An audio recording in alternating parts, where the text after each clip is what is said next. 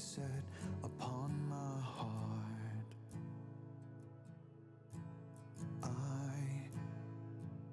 I walked away, but you were always there from the start. In darkness where I hide myself, your light has always found me out and lifted me beyond my own disease. My weakness where I find your strength, my faith restored within your grace. You broke the bonds of sin and set me free. God is lifted high. In this moment, you've spoken. Hands are lifted high. In this moment, chains are broken. Hallelujah, high. In this moment, hearts are open, and God is lifted high. In this moment, and on and on and on, yeah.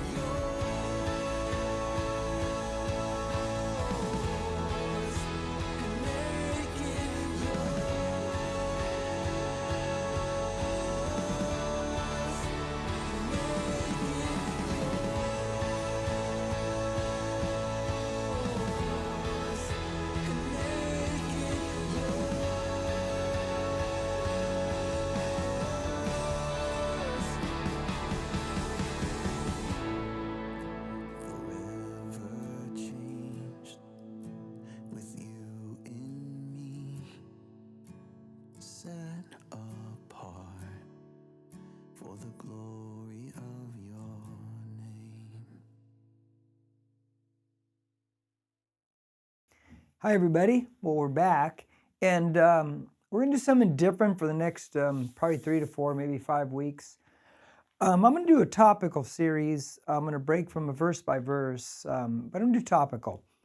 And I'm going to talk to you in these next weeks, specifically, at least 3 weeks of the 5, will be on how to fight fair, how to, in communication and relationships, because there's so much breakdown in relationships in the realm of communication and understanding each other and knowing what each other is saying, things like that. So let me begin with this illustration. I think all of us have gone through a drive-through in a fast food place to get our food. They begin to speak to us from that. Can I take your order, please? Yes. And I give the order. Wherever you're at, you give the order and you want certain things specifically. I always say, on my burgers, no cheese, no onions, because I'm not a cheese guy unless it's on pizza or quesadillas. And I'm not an onion guy. If I bite into a little piece of onion, it's over. It's just done.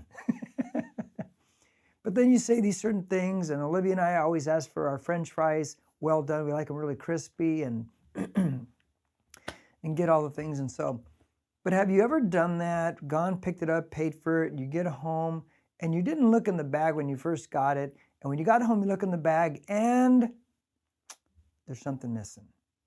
They left something off your order, or something is really wrong with that order, right?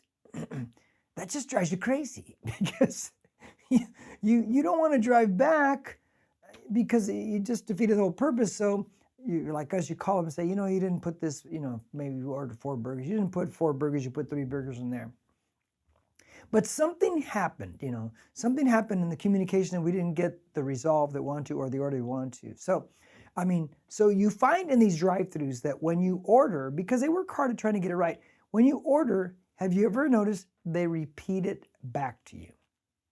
And they repeat everything back to you to make sure they completely understood you. Yeah, they do it to you, they do it to me. And I think that's a smart practice. Well, that's the same thing in relationship communication. If we would start to communicate things back, we would begin to understand, okay, are you saying this or are you not saying this? Because I think that's where a lot of things break down, because, aren't we the masters of assuming that we know what they really mean about things instead of saying, okay, do you mean this or do you mean that? So I want to embark on this series to get our communication right. So we get up to the window, get the proper order, we get home and there's no frustration, there's no reaction, there's no calling the place up saying you people are blank, blank, blank, whatever. So let me begin today with giving you 3 phases of an argument. Something I read decades ago. Share it with you. The first phase of an argument is the recognition phase. This is where in your friendship or relationship, Houston, we have a problem. And there is a problem. Something has gone wrong. One of the two of us is getting irritated, maybe a little bit angry because something's going on or something isn't happening that should be happening. And we need to talk about these things. We know something's wrong. And let me tell you, that's real fun. It's like, but these things happen. So you start with this recognition phase. You recognize something's not right here. Then it moves to the reaction phase. Now, this is where you don't want to go to because of their improper skills, but many people go down these roads. This is where I'm mad, I'm ticked off at you. Maybe I'm getting louder with you, and maybe I'm getting reactionary in my dialogue towards you, because now I'm reacting about these things. I recognize there's a problem. Now I start to react. But then it moves to the third phase, and that's the resolution phase. This is where, okay, now we start to do the right things. We're going to work through the reaction phase, and we're going to work it and dialogue and work it until it is resolved, till it's fixed. But what the problem is, though, and you know this. We get stuck in the reaction phase because we just don't know how to resolve the situation or our anger. And so we get stuck in those situations right there, and it doesn't help at all. Now, what I have found over the years, and this is just an interesting little thing, and maybe you'll see yourself, maybe you won't. But in a relationship, especially when it comes to resolving conflict and dialoguing, One of you is the silent one, and one of you is kind of the violent, angry one. One of you blows up. Maybe the other one clams up. One of you is the confronter. One of you might be the withdrawer. Now, let me tell you the truth. Neither the confronter nor the withdrawer fight fair. Neither one do. You may think I'm being noble and I'm withdrawing, I'm giving in. That's not a fight fair thing. Not at all. See, let me try to delve deeper into confronters and withdrawers. Confronters, you get historical. Oh, Jim, you mean hysterical? No, I mean historical. You bring up the past. You start talking about all the stuff, from there and this and that. And remember when this and that. And by the way, when you get historical, you start, who's got the bigger this? Well, when you did this, and another person, well, you did this. Oh, remember when you did this? No, remember when you did this? And who has the bigger this? And it doesn't go anywhere. It doesn't go anywhere, okay? See, the confronter, the stronger personality type in the relationship or the more angry person in the relationship, you're the master of exaggeration and intimidation. Be honest with yourself. Just be honest. You might even be using ultimatums, even possibly threats of breakup or divorce. You might be doing that. You might even be using ugly words to humiliate, like, how could you be so dumb? See, all these things you just don't want to do. These are not, I don't think it's human to do these things. I know it's not mature, and I know it's not of God, biblically. That's a confronter when they go down the wrong roads. Now, a withdrawer, you're not handling it right either. What do? Well, you might postpone the discussion. I don't want to talk about it right now. I'm just too busy to talk right now. No, you just don't want to deal with it. Or maybe you change the subject. Maybe you're a left fielder. They throw you the pitch, boom, you hit it to left field because you don't want to dialogue what it's about. You want to take it that way, change the whole subject, twist their head around, whatever. Maybe you wave the white flag and surrender, or simply you just shut down. I'm not going to talk about it. And now the cold shoulder comes into play. See, neither one's doing it right because communication stops and there's no resolve, none whatsoever. And then what do we become now? Pretenders. We pretend that things are resolving when they're not resolving. Let me show you how I've seen it happen. And I've seen it many, many times. I've counseled it many, many times. I've even done it a few times. We don't resolve things. We don't know how to resolve things. So we don't speak to each other for a day or 2 days or 5 days or a week. And that's real fun in a marriage. And then one of you finally says something like, you hungry? You want to go get something to eat? You're just going to break the ice. And then the other says, yeah, okay. Then you begin talking. And you begin talking. But you never talk about what happened or what went wrong. We pretend now that there is no conflict, there was no problem, there was nothing. We pretend. So there's no resolve to the situation. Let me be honest with you. You do that enough, it starts to stack like pancakes. Little things become big things. You stack it, never resolve it, stack it, never resolve it, pretend, 3-day cold shoulder, then pretend. And then what happens one day? The nuclear explosion. Because all the little things became one giant thing and boom, there it goes. You know it's true. So as we begin today, the question is, how do I fight fair? How do we resolve these things? Well, to fight fair, first thing is you got to know the difference between a problem and a fact of life. You ever thought about that? Some things are a problem, some things are just a fact of life. Now, a problem is something we can do something about. We can actually fix this and resolve this and dialogue because a problem. But a fact of life, it's something you can't do anything about. It's what it is. And some people just waste their time over things they can do nothing about. See, some of you in relationships, something happened 15, 20 years ago. That's a fact of life now, okay? That's just done. It's over. There's nothing you can do about that. And if you keep rehashing it and rehashing it and rehashing it, you can't resolve it. It's a long time ago. Then you get stuck. It's better just forgive, let it go. Let's start from here. Let's build something good, something right from here. See, some people just fight over things they just cannot change. They just can't change. Now, I've shared with you on Sundays and maybe on Wednesdays that my wife and I are complete opposites. We just are. I'm what's called a choleric temperament. My wife is a phlegmatic. I'm more the outgoing, more the verbal type, more of a strong personality. My wife's a laid back, easygoing type personality. And those two together, boy, opposites, like I've shared with you, opposites attract and they can attack because we try to refashion our spouse into ourselves.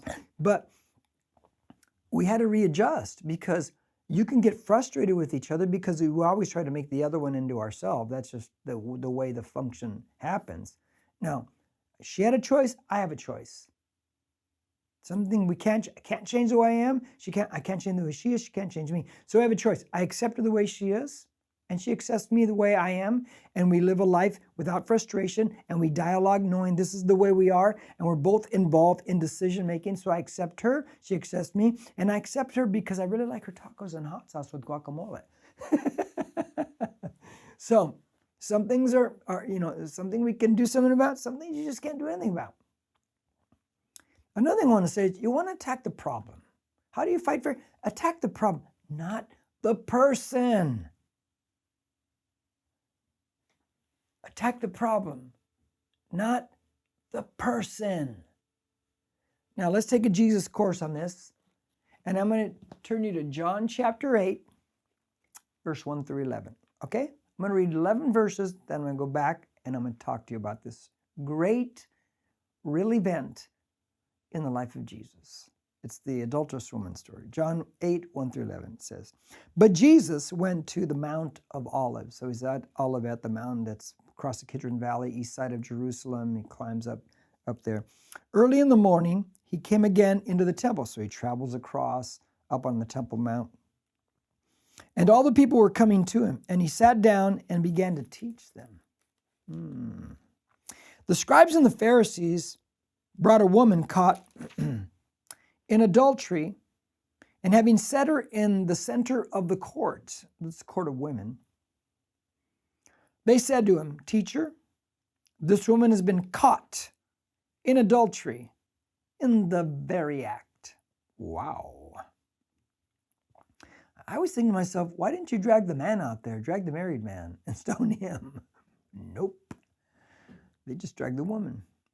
"Now in the law, Moses commanded us to stone such a woman. What then do you say?" Well, now there's a dilemma, right? Because they're really putting Jesus under the knife there and saying, look, if Jesus says stone her, obey the law, then, oh my gosh, what kind of guy is he? And then if he says, no, leave her alone, then he breaks the law, so they think they've got him. They were saying this, testing him so that they might have grounds for accusing him. They're always trying to get him. And insecure, weak, empty people are always trying to trap and find grounds on some person to accuse them of something. This is all over the news. This is all our journalists do. It's a waste of your time to watch them. But Jesus stooped down with his finger and wrote on the ground. He's so cool, calm, and collected.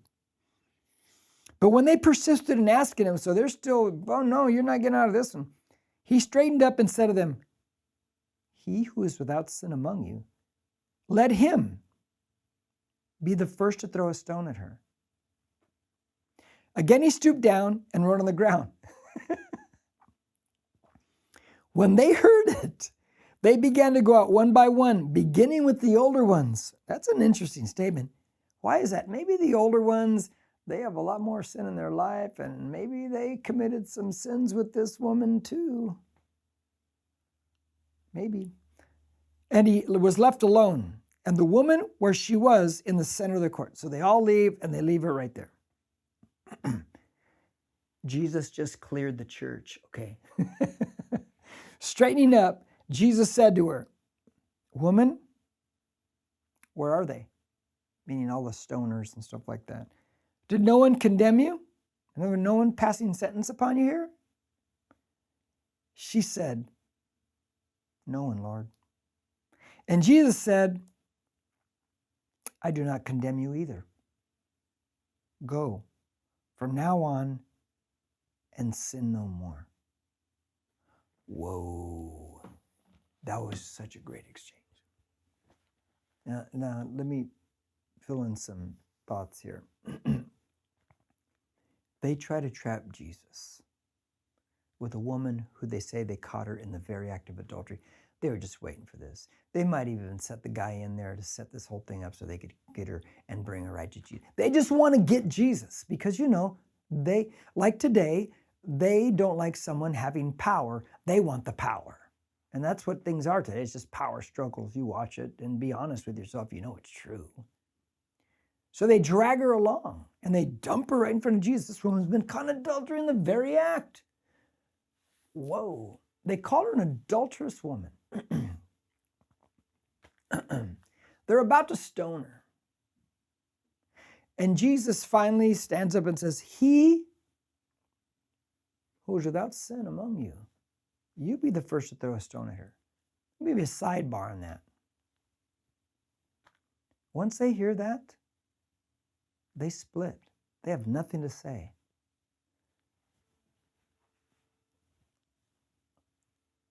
Boy, do the weak, insecure, empty, cancel culture people out there need to listen to that.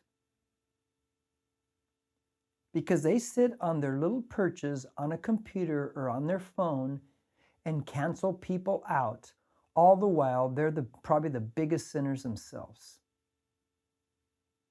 I've watched Christians on social media do the same thing. Oh, sitting there just railing on people. He who is without sin be the first to throw a stone. Cancel culture needs that truth. Some Christians need that truth. And if we just started living this thing, what a different society we would have. This is not just fighting fair in a marriage relationship. This would help an entire culture, an entire generation of people, a country it would help. Sidebar over, back. Once they leave, because they know they got logs in their own eye, and so they leave. And Jesus lifts her up and he says, "Woman, where are your accusers? Has no one condemned you?" "No, Lord, no one has." He says, "I don't condemn you either. I don't condemn you either." He tells her, "Go and sin no more." But think of what he just did. "I don't condemn you," grace, "but go and sin no more," truth. That's what Jesus says. He's 100% grace and truth. Now, let me show you how we can take this and apply it to fighting fair with each other. The Pharisees, when they brought her, they labeled her. They said, "She's an adulterous woman." They didn't say her name. They didn't learn her name. What are they doing? See, they saw the person and the problem as one and the same thing. That destroys value in a person. We can devalue people, and we see this all the time now.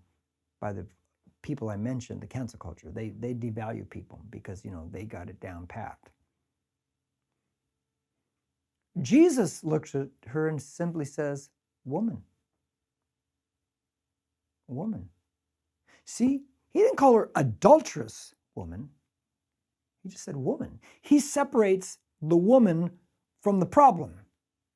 Listen. If you're going to fight fair and dialogue correctly in any relationship, you've got to separate the person from the problem and the problem from the person like Jesus did. You got to do it. And here's why. The Pharisees connected the problem to the person, result no value in that person, none whatsoever. Jesus, by separating the person from the problem, saw value in the person. The Pharisees, by connecting the person to the problem, were angry and reactionary and on the attack. Jesus, by separating the person from the problem, de-escalated the situation and brought peace. Neither do I condemn you. And brought peace. Isn't that pretty cool? Isn't that pretty cool? Let me close with this thought. If we don't separate the person from the problem in our relationships or friendships, soon we're going to look for another person who has problems. And that's a tragedy that some people keep repeating. Now let's do what Jesus did. Let's do what Jesus did. When you do that, de-escalation. Because we always hold the person in high value. Well, I'm going to stop right there, and we'll pick up How to Fight Fair Part 2 next time. You might want to share this with some people you know. Okay? Well, God bless you, and we'll see you later.